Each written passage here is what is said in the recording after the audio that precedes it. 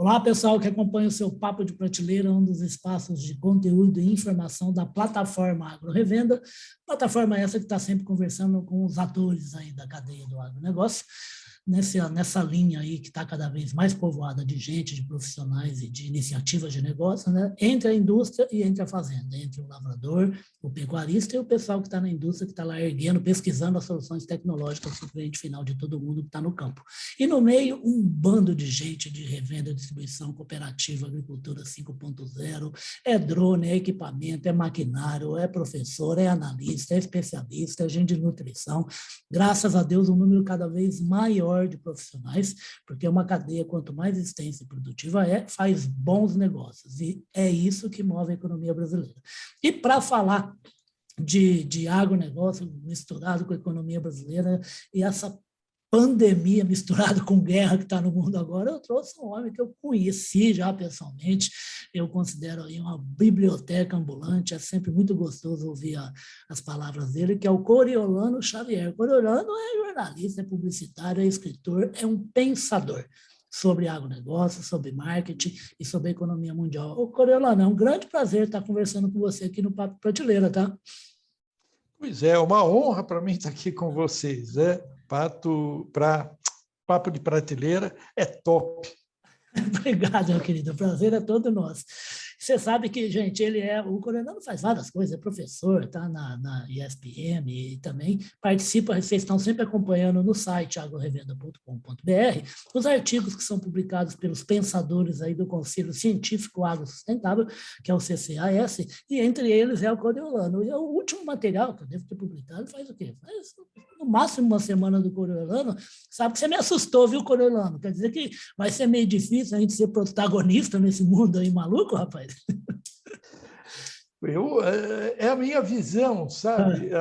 E o difícil não é que é impossível, não, pelo contrário, a própria trajetória do nosso agronegócio já mostra as habilidades, as capacitações e competitividade, inclusive, que o Brasil teve em ocupar espaços no mercado mundial de alimentos, né?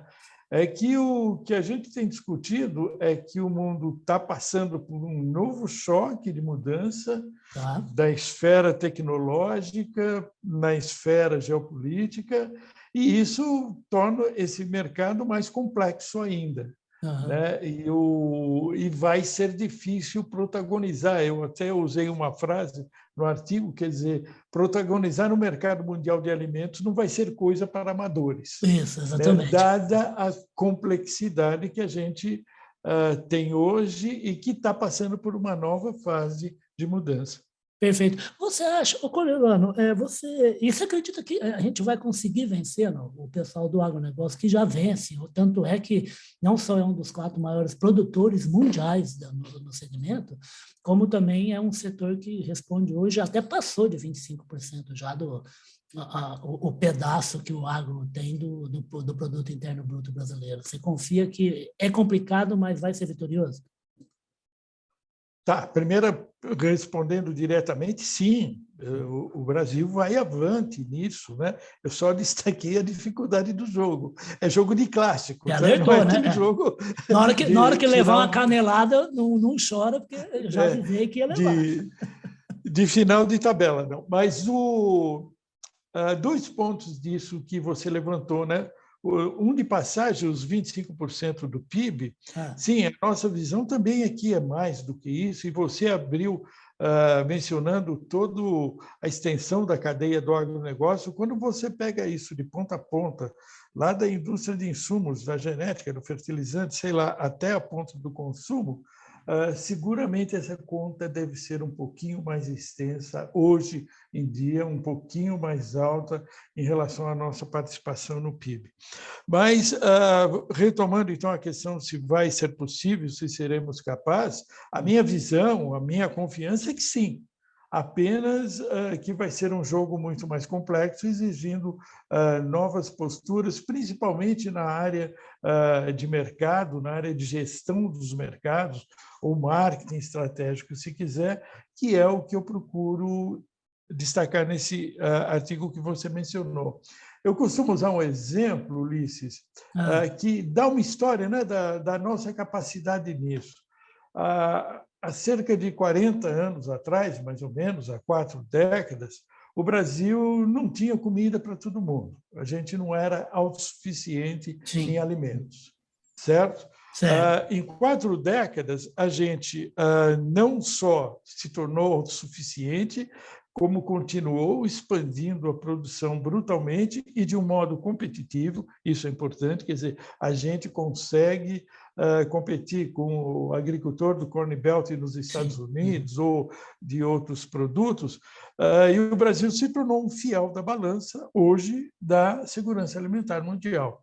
Quer dizer, as nossas capacitações, sim, são concretas, evidentes e muito competitivas. Agora, o desafio continua, né? Não pode dormir sobre os louros. Vai ser um tempo cada vez mais difícil, porque o mundo está ficando mais complexo para se viver, entre outras, por razões ideológicas, tecnológicas, culturais, e o agronegócio é tudo isso, né? Legal. Coriolano, você sabe que eu lembrei do seu artigo, no final da semana passada, a gente estava no encontro da ASBRAM, que é a entidade aí que representa as indústrias de suplementos minerais, né? E estava lá um dos homens aí que são os responsáveis aí por essa revolução que você acabou de citar, que é o Alisson Paulinelli. Ele estava lá e ele falou, uma das várias coisas que ele disse foi que, assim, que existe muita controvérsia e briga no mundo por causa de política, por causa de ocupação de terra de países, por causa de questões de armas, por causa de questão nuclear. Mas existe um consenso da importância do alimento e da necessidade de um país ter alimento para oferecer para a sua população. Você concorda com essa visão do Alisson? Totalmente, né? Aliás, a inspiração dele, quando ele começou a propor uma nova visão, né, para o nosso agro, lá nos anos 70, foi muito em cima disso, né? Tornar o país autossuficiente de alimentos, porque a gente vinha, naquela época, num processo já em que tinha que comprar alimento fora do país, e quando veio o choque do petróleo, o pessoal mais novo não se lembra. Isso eu lembro. Então, é que nós não somos Coriolano, até que um detalhe que eu acho engraçado. Quando teve esse choque do petróleo, eu tinha 10 anos de idade, né, e morava numa cidadezinha no interior de São Paulo. Sabe o que aconteceu com meu pai? Os caras começaram a rifar carro. Meu pai entrou numa rifa de um Dodge Dart, ele ganhou o Dodge Dart e não largou mais, porque ele adorou o Dodge Dart, apesar do prejuízo que dava. É um carrão, né? O Dodge Dart, eu me lembro. Eu nunca tive, mas naquela época a gente enchia os olhos ao ver na rua o Dodge Dart. Mas foi um choque mesmo, né? De uma hora para outra, o combustível. Pois é, foi um choque, né? Em um mês o preço mais que duplicou. E a gente ficou uma mão atrás, outra na frente, né? Como se diz por aí. Enfim, aí o Paulinelli nasceu dessa ideia, e até hoje ele é um cara preocupado, o professor Paulinelli, né? Ele é uma pessoa muito preocupada com essa questão da segurança alimentar, de um modo de vista geral nos trópicos, porque se você for ver muito dos conflitos, e eu não estou dizendo uma guerra de um vulto maior, não, muitos dos conflitos sociais, internos, ou mesmo fronteiriços entre países, têm origem, muitas vezes, na questão alimentar, na questão da segurança alimentar para uma sociedade, para um país. Perfeito. Uma outra coisa que falou, que eu me lembrei também do seu artigo lá, foi uma fala do Renato Meirelles. Renato Meirelles é ligado a um instituto que faz pesquisas, né, que capta aí intenção de compra, principalmente da classe média para baixo. E ele mostrou várias pesquisas recentes que o instituto dele fez, que é assim, de que o agronegócio brasileiro abastece a população, né, e não só a população daqui de dentro, mas lá de fora também, mas tem uma péssima reputação, principalmente com o varejo, com a sociedade e com o consumidor. Você acha que realmente esse gap, essa palavra aí tão usada, né, essa encrenca aí da imagem que se tem do agronegócio, tem jeito de contornar isso aí ou está difícil?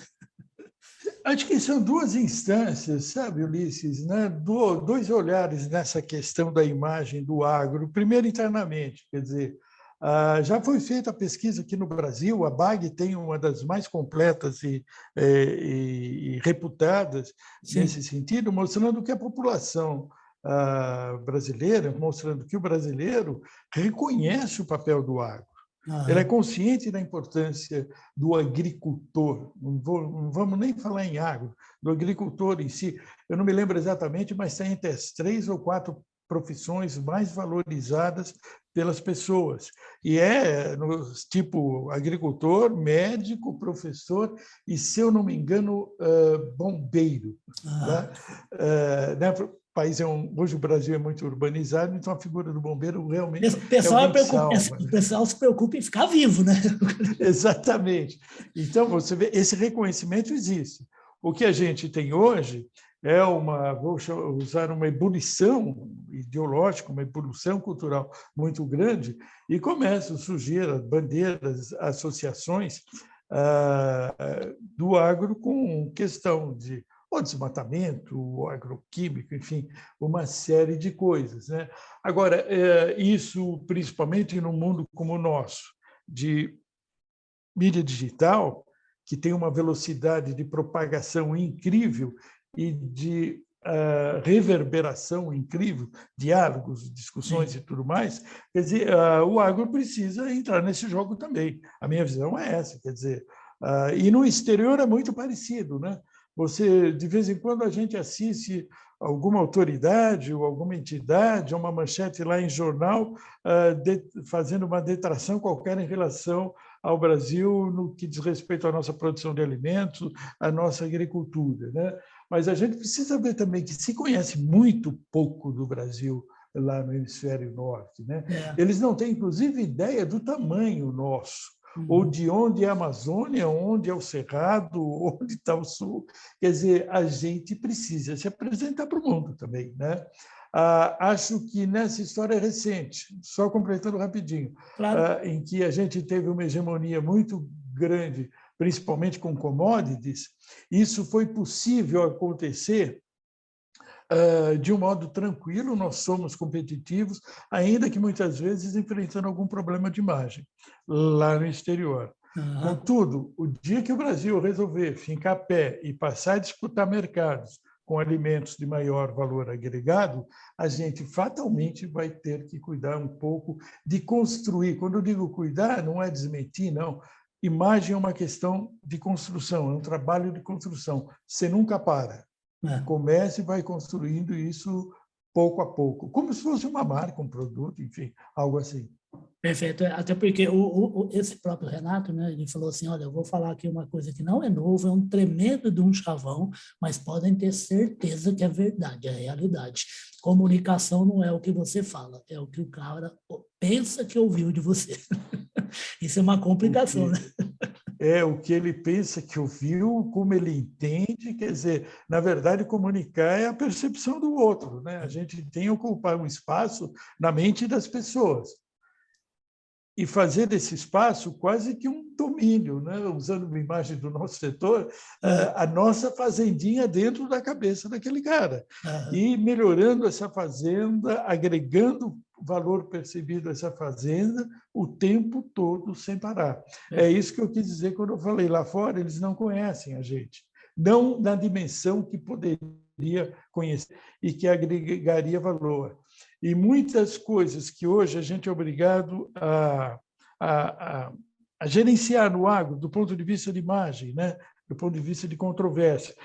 O agroamazônia, agropovos indígenas, agroemissão de CO2, são coisas que, se eles conhecessem um pouco melhor, a gente teria uma situação muito mais amena.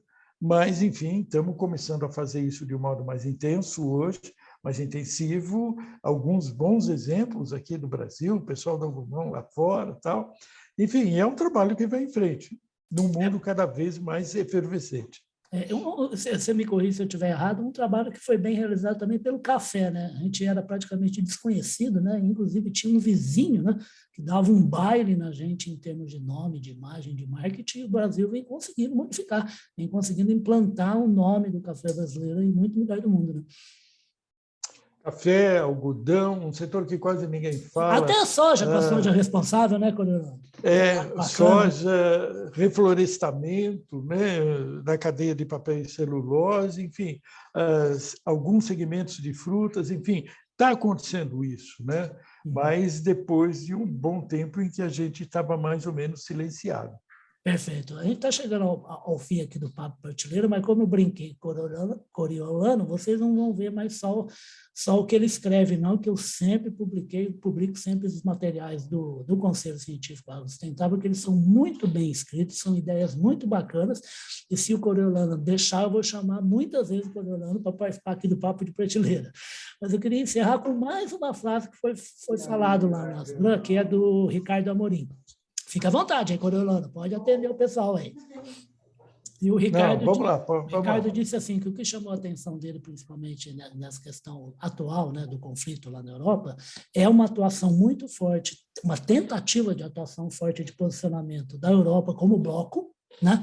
Os Estados Unidos meio falando, mas bem distante do bloco, né? Mas ele falou assim, mas fiquem tranquilos, porque como a gente produz alimento, quem vai comer muito alimento mesmo está na Ásia. Então, por isso, é um mercado, o agro está meio garantido. É isso mesmo, Coriolano? É bem por aí, né? Você tem naquele setor oriental, na Ásia, enfim, os grandes mercados quantitativamente do futuro. E do ponto de vista qualitativo, um aprendizado com alimentos de valor agregado é a Europa, né, que é um mercado muito mais maduro. A gente usa a expressão mercado, grau de maturidade do mercado. Europa, Estados Unidos, mercados maduros, e a Ásia, o grande volume, mas mercados que também estão avançando. Mas concordo, eu jogo até uma pitadinha, um pouco ecoando aquilo que a gente estava comentando da complexidade desse mundo novo, né? Pode ser que esteja surgindo a partir dessa guerra, inclusive um novo bloco euroasiático, vindo geopoliticamente falando, tá? Da Rússia até a China e já adjacências, que é uma nova realidade também, uma nova configuração. Uma nova configuração geopolítica. Maravilha. Gente, a gente vai falar muito mais desses assuntos aqui com esse livro, essa biblioteca ambulante que é o jornalista, o publicitário, o escritor, o pensador, Coriolano Xavier, que a gente conversou aqui. Ele é lá do CCAS e está sempre pensando em economia, agronegócio e ser humano, porque tudo gira em torno da existência do ser humano, né? Queria agradecer a sua presença aqui no Papo de Prateleira, tá, Coriolano? Sim, o homem é o que conta, só reforçando a tua última frase aí. E sim, estamos aqui sempre com imensa satisfação de participar com vocês aí no Papo de Prateleira. Que maravilha! Vocês acompanharam a conversa com Coriolano Xavier, que é professor, jornalista, escritor, pensador. Ele também é integrante do Conselho Científico Agrosustentável, CCAS. E vocês acompanharam aqui, vão acompanhar essa conversa nos nossos dois sites, o agrorevenda.com.br, o nosso site corporativo, grupopublic.com.br, e a conversa com o Coriolano também vai virar o podcast Radar Agro nas 5 plataformas onde a gente coloca, que é a Amazon, o Deezer, o Spotify, a Apple e o Google. O Coriolano, obrigado e tomara que você volte mais vezes aqui no Papo de Prateleira, tá? Certamente. Até lá, então. Obrigado, até a próxima. Tchau, tchau, Coriolano.